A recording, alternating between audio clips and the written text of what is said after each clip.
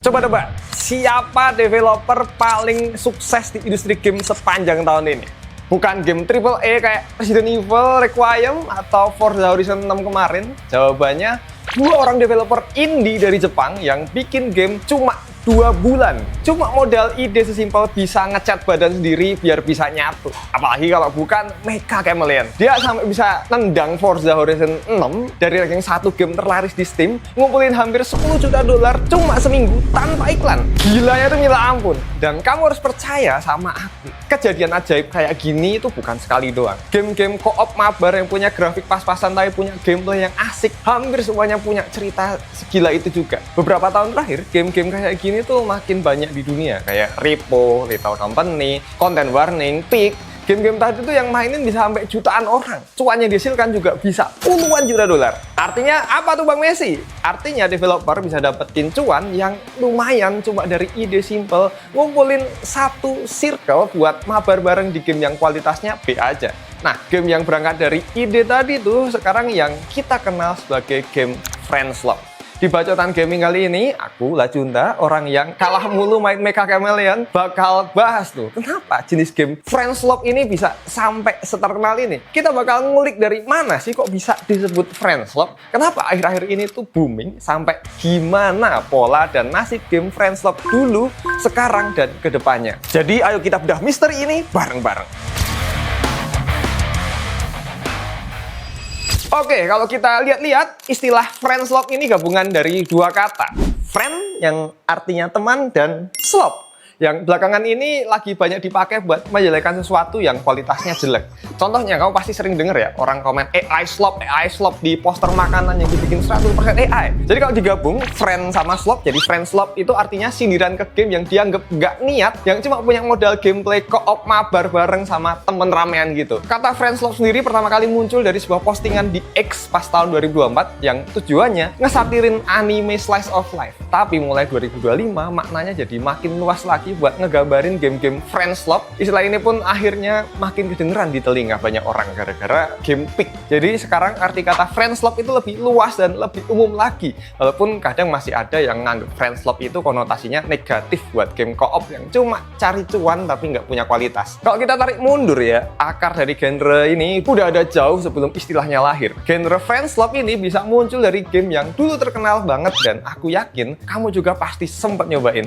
Ya, bener banget. Among Us alias Among Us dari Inner Slot yang rilis tahun 2018 tapi baru viral parah tahun 2020, terus makin to the moon tuh pas kita semua kena pandemi gara-gara ya siapa sih yang nggak kaget ya harusnya libur 2 minggu malah jadi 2 tahun. Orang pada pusing semua tuh, nggak bisa ngapa-ngapain, keluar nggak bisa, kerja harus di rumah, nggak bisa ketemu orang, apalagi ramean. Ya udah deh, Friends Love yang waktu itu diwakilkan Among Us ya, jadi pelarian hampir semua orang, bahkan buat orang yang bukan gamers loh. Mulai dari situ, ciri-ciri game Friends Love pun masih sama terus dari dulu sampai sekarang. Ya hanya budgetnya kayak bikin koperasi-koperasian, alias nggak perlu banyak-banyak, timnya kecil, kadang orangnya pun bisa dihitung pakai jari. Terus cara kerja mekanik atau gameplaynya pun kadang nggak beres, biar kita bisa dapet tuh momen absurd kocak yang nggak dipikirin sebelumnya. Sama satu lagi pasti ya, grafik atau ceritanya itu udah nomor sekian pokoknya. Ya, siapa juga yang peduliin ya, gara-gara yang dijual kan momen ketawa ketiwinya pas mabar bareng. Yang bikin lebih menarik lagi, biasanya kalau ada komunitas yang di roasting di internet, mereka bakal baper tuh. Tapi yang satu ini beda nih, mereka yang suka Friends Love malah bilang, iya nih, kita memang main slot. Terus kenapa ya, Man? lu aja kali yang nggak punya teman. Reaksinya yang kayak gini tuh yang justru bikin istilah Friends Love makin nempel dan makin gede lagi. Tapi kamu penasaran nggak sih, kalau emang awalnya udah ada dari 2018 lewat Among Us, kenapa baru sekarang dari 2023 sampai 2025 kerasa kayak makin menjamur gitu? Sampai tiap beberapa bulan ada aja judul baru yang bikin heboh. Jawabannya ada di 5 game yang keluar berturut-turut kurang dari 2 tahun. Dan tiap game tadi itu punya gilanya masing-masing. Semua ini mulai dari game yang berjudul Lethal Company, rilis di Oktober 2023 kemarin. Asal kamu tahu, ini game cuma dibikin satu orang doang, namanya Zikers. Sebelumnya dia bikin game-game kecil di itch.io, tapi nggak ada yang notice ya. Gila nggak? Dari satu orang tadi kita bisa ngerasain gimana serunya main game horror kocak. Kamu rasain gimana tegangnya gelap-gelapan bareng temenmu kabur dari monster di bulan? Cuma buat mulung besi di bulan coy. Pakai proximity voice chat yang kalau jauhan kamu udah nggak bisa ngomong tuh sama temenmu. Jadi pas temenmu hilang gara-gara disikat monsternya, ya suaranya bakal hilang gitu aja kalau dia barusan ngomong. Kocak sih emang. Mana kamu harus mulung bareng buat menuhin target penjualan yang makin gak masuk akal. Ngebikin ini game tambah candu buat dimainin bareng-bareng sama circlemu. Harganya cuma 91.000, tapi jangan salah, di Steam aja dapat review yang bagus banget. Di awal tahun 2024, game ini udah kejual 10 juta kopi dan punya estimasi pendapatan tembus 100 juta dolar. Bayangin aja, satu orang doang nih yang kerja nge-solo carry cuy. Bisa ngalahin cuannya studio yang timnya puluhan orang. Terus di April 2024, aku sempat tahu ya ada content warning game bikinan studio Landfall yang nggak logis ya. Gamenya cuma dibikin sekitar 2 bulan doang sama tim yang isinya 5 orang. Udah kayak kerja kelompok waktu aku kuliah dulu. Konsep gamenya juga menarik banget. Kita bakal jadi kru yang syuting konten horror buat medsos yang namanya SpookTube. Terus ntar dapat duit dari video kalian tuh. Intinya kamu bakal jadi konten kreator yang ngejar viral tapi biar view-nya makin naik. Harus ngorbanin temenmu tuh. Makin bahaya, makin kocak videonya. Makin banyak pula kamu dapat duit di gamenya. Gilanya lagi, gara-gara hari launchingnya bareng sama April Mop, studionya ngasih game ini gratis. Cuma buat sehari. Efeknya 6 juta orang langsung nyamber, 200.000 lebih orang main cuma dalam sehari. Cuma dari game yang idenya bikin video viral. Malah viral beneran. Absurd banget emang. Lanjut ke Februari 2025, aku tahu lagi ada Repo, game dari studio kecil Swedia yang namanya Semi World. Mirip kayak Little Company ya, kita bakal ngerasain looting sambil harus survive dari bayang-bayang monster yang ngasih kesan tegang. Apalagi ada monster yang sensitif sama suara, sama dibarengin mekanik kocak kayak kamu harus lari sambil bawa item yang gampang hancur atau bawa benda segede gaban. Kita juga bakal ngeliat wajah karakter yang dimainkan sama teman yang lain tuh berubah juga sesuai suara yang kita keluarin. Jadi kadang bakal ada animasi yang kocak, apalagi kalau udah dikejar-kejar tuh. Yang bikin aku salut, mereka kan sebelumnya bikin game Vertigo ya. Hancur parah ya, hampir bangkrut beneran. Tapi mereka masih mau coba terakhir kali taruh semua sisa duitnya buat taruhan gede-gedean di game terakhirnya yang konsepnya mirip Little Company, tapi versi mereka sendiri. Taruhan modal hidup mati ternyata kebayar lunas cuy.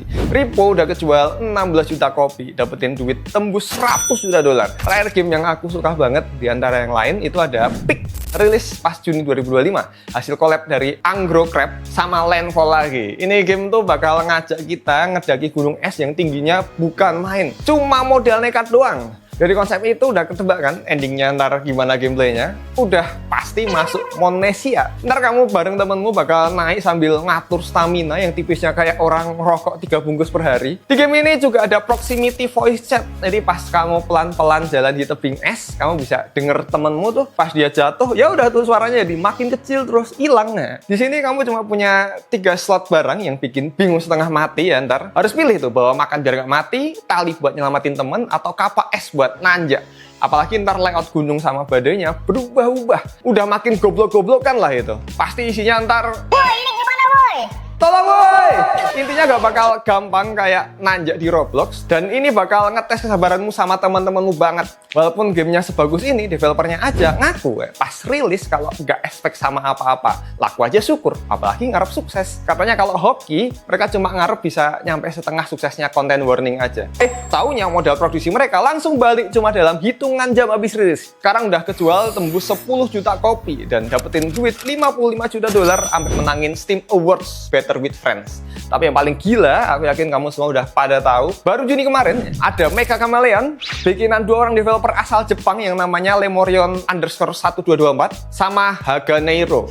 Kita semua ngerti lah ini game kayak gimana. Kamu bakal ngecat badan karaktermu sendiri biar nyatu sama background. Entah jadi tembok, lemari, lantai, rak buku, ya pokoknya semualah. Dari namanya aja, Chameleon ya, alias bunglon. Jadi kamu harus pinter berkamuflase.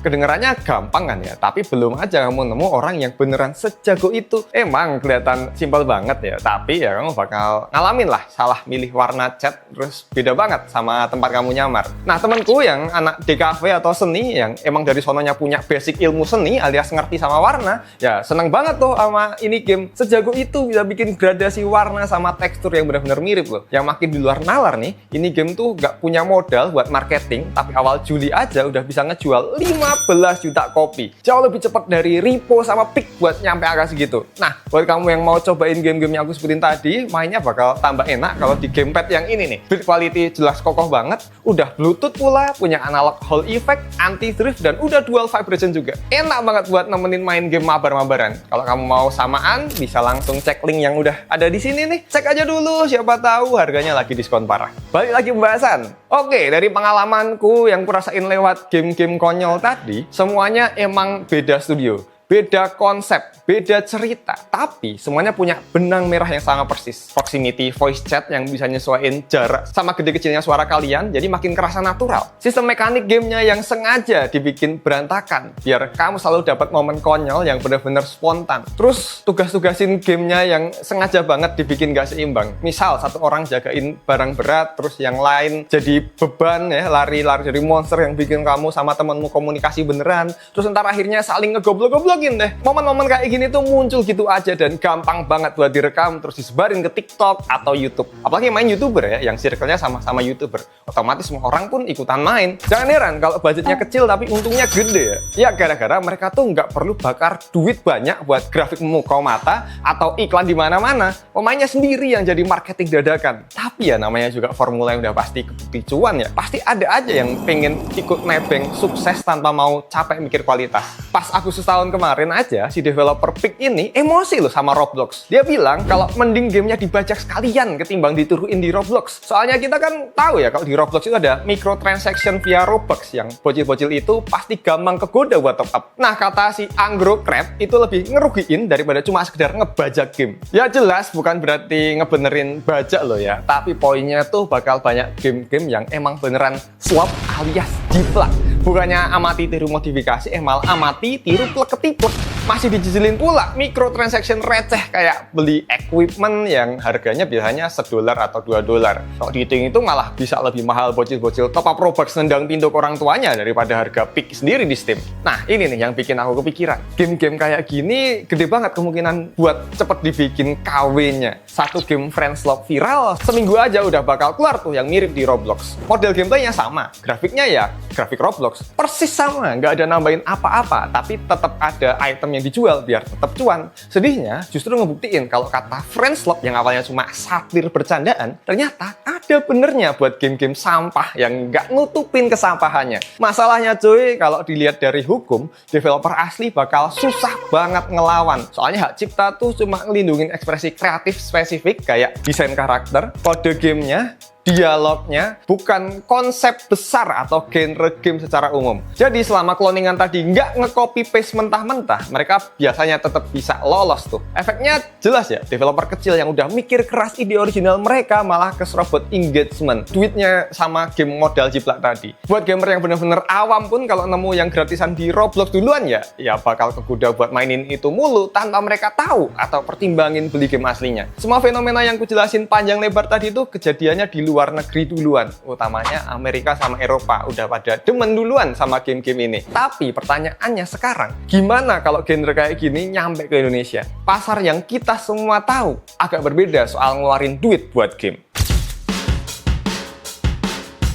Ternyata kita tuh nggak asing sama formula yang kayak gini. Waktu Among Us sukses kemarin, Indonesia masuk 5 besar negara yang jumlah downloadnya paling banyak di dunia bareng Amerika, Inggris, Korsel, dan Brasil. Tapi kalau kamu sadar, ada detail penting yang beda banget antara Among Us dulu sama kedatangan game Friendslock akhir-akhir ini. Ya walaupun Among Us itu bayar sekitar $5 ya di PC, tapi dia tuh bisa kamu dapetin gratis di HP. Bandingin sama Little Company ya, Content Warning, Repo, Peak, sama Mecha Chameleon itu semuanya cuma ada di PC lewat Steam. Dan masih berbayar pula. Emang sih kalau dibandingin ke harga game AAA ya, jadi kelihatan lebih murah, cuma sekitar 90 sampai 150 ribuan, tergantung diskon juga. Tapi coba pikir lagi, itu kan harga per orang. Kalau kamu punya circle yang isinya 4 sampai 6 orang, artinya kamu bareng-bareng harus ngeluarin setengah juta buat sekali nyobain bareng. Dan ya itu aku nggak perlu jelasin lah ya. Budaya gaming di sini itu susah banget move on dari budaya tani bertani ya. Bajak membajak, cari gratisan mulu dari zaman PS1 sampai sekarang. Makanya game paling laku di sini ya yang free to play, mabar kayak ML, PUBG,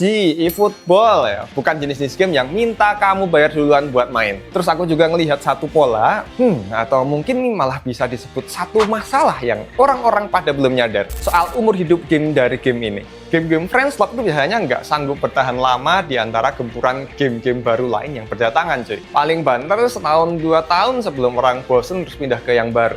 Kecuali kalau developernya rajin gila ya nambahin update konten atau bikin sistem progress yang bikin pemainnya punya alasan buat balik lagi. Kayak yang dicoba pick lewat update Bayem terbarunya. Tapi kalau tren di dunia aja polanya secepat itu, gimana dong nasib Indo yang biasanya baru kebagian hype-nya agak telat? Ya berarti pas salah satu game friends love baru nyampe trennya di Indo, di luar sana orang-orang mungkin udah mendekati pindah ke game friends love baru lain. Nah menurutku friends love ini punya potensi yang menarik loh. Ternyata yang bikin sebuah game bisa nempel di hati orang itu nggak melulu soal kualitas game di atas kertas doang, tapi soal gimana formula gamenya bisa nyambung sama cara kita interaksi sama temen dan gaya hidup kita sehari-hari. Nah Indonesia kan masih suka banget ya sama game-game mabar gratisan. Nih udah aku bahas nih di sini. Nih kenapa Mobile Legends tuh sampai sekarang nggak mati-mati? Sama yang ini nih. Kenapa eFootball tuh lebih laku daripada EFC? Kalau kamu gamer sejati, tonton dua-duanya dan jangan lupa cek produk ya yang udah kutaruh di bawah sini. Siapa tahu harganya lagi diskon parah.